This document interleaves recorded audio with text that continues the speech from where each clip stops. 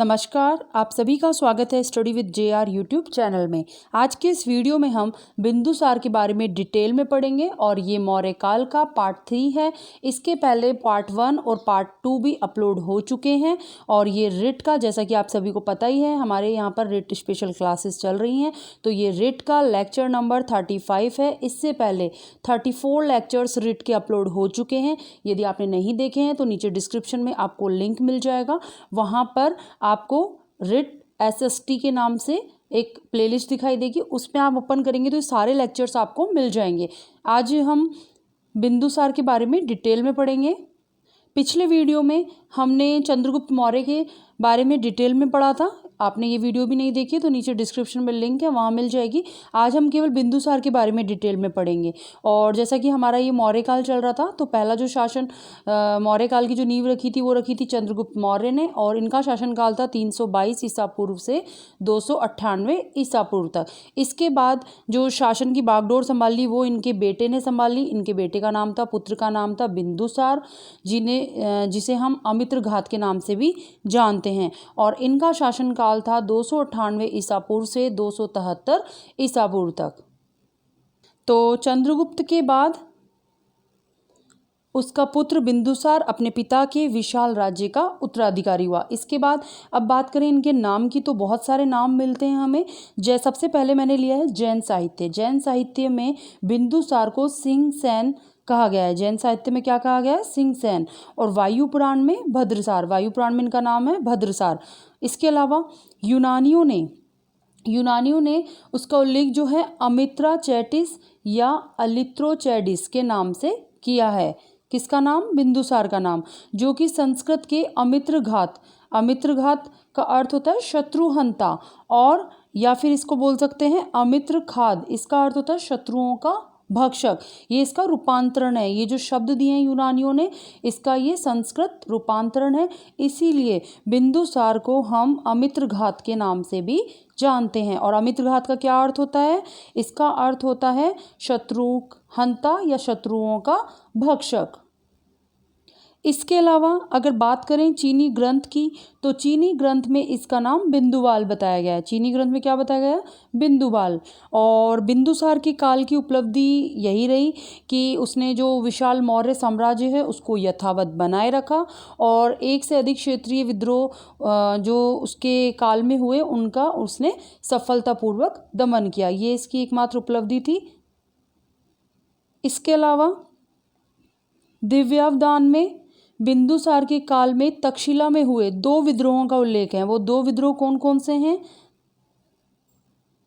जो पहला विद्रोह था उसमें विद्रोह के दमन के लिए बिंदुसार ने अपने पुत्र अशोक को भेजा था, और तक्षशिला में पुनः फिर कुछ समय बाद एक और विद्रोह हुआ, जिसके दमन के लिए इस बार बिंदुसार ने अपने दूसरे पुत्र कुमार सुसीम को भेजा था। ठीक है, तो पहला विद्रोह किया था, पहले विद्रोह में कौन गया था? अशोक, और दूसरे में सुसीम। दिव्यदान में 500 सदस्यों की एक सभा का भी उल्लेख है, और जो बिंदुसार को प्रशासनिक कार्य में सहायता देती है। 500 सदस्यों की एक सभा, तो ये भी आपको याद रखना है। एग्जाम में आजकल क्वेश्चन ऐसे ही बनते हैं, 4-5 पॉइंट दे दिए जाते हैं और उनमें से आपको एक राइट आंसर बताना होता है। तो ये भी है, और या फिर ये भी क्वेश्चन बन जाते हैं कि कौन सा कथन सत्य नहीं है। तो 3-4 आपको दे दिए जाएंगे, उसमें आपको बताना है कि कौन सा सत्य नहीं है। तो इस प्रकार से भी क्वेश्चन एग्जाम में बनते हैं। इसीलिए मैंने इसमें केवल इम्पोर्टेंट फैक्ट्स ही लिए हैं। और जैसे कि ये जो दिव्यावदान का है, इसमें 500 सदस्यों की एक सभा का उल्लेख है। तो ये आपको याद रखना है कि इसमें जो 500 सदस्यों की एक सभा का उल्लेख किस में है, तो वो है दिव्यावदान में। इसके अलावा दिव्यावदान से ज्ञात होता है कि एक आजीवक परिवाजक बिंदुसार के दरबार का मुख्य व्यक्ति भी था। और स्ट्रेबो ने, ये जो स्ट्रैबो नाम के, स्ट्रैबो ने लिखा है कि पश्चिमी एशिया के यूनानी शासक कौन? एंटियोकस ने एलिट्रोचेडिस यानी कि बिंदुसार की राजसभा में डायमेकस नामक राजदूत भेजा था। किसने भेजा था? एंटियोकस ने। किसकी सभा में भेजा था? बिंदुसार की सभा में। और क्या नाम था उसका? डायमेकस। ये राजदूत भेजा था। इसके अलावा 2 राजदूत आपको इसमें याद रखने हैं, एक तो डायमेकस का नाम और एक डायनोसियस का नाम। तो पहला तो था कि ये किसने लिखा है? स्ट्रैबो ने बताया ये तो हमें, और एंटियोकस ने भेजा था। और बिंदुसार की राजसभा में नाम था डायमिकस, ये राजदूत भेजा था। ठीक है, दूसरा जो है वो है प्लिनी। प्लिनी के अनुसार मिस्र के शासक टालमी द्वितीय फिलडेल्फस ने पाटलिपुत्र के दरबार में डायनोसियस नामक एक राजदूत भेजा था। तो ये दो राजदूत के आपको नाम याद रखने हैं। दूसरा जो है फिलडेल्फस ने भेजा था, और बिंदुसार के दरबार में क्या नाम था इसका, डायनोसियस राजदूत को भेजा था। ठीक है, इसके अलावा एथिनियस नामक एक यूनानी लेखक ने बिंदुसार के संबंध में एक रोचक वृत्तांत भी प्रस्तुत किया है। वो बताते हैं वो क्या है। तो एथिनियस क्या कहते हैं कि एथिनियस के अनुसार बिंदुसार ने पश्चिमी एशिया के यूनानी शासक एंटियोकस, यूनानी शासक कौन है, एंटियोकस को 3 वस्तुएं भेजने के लिए लिखा था।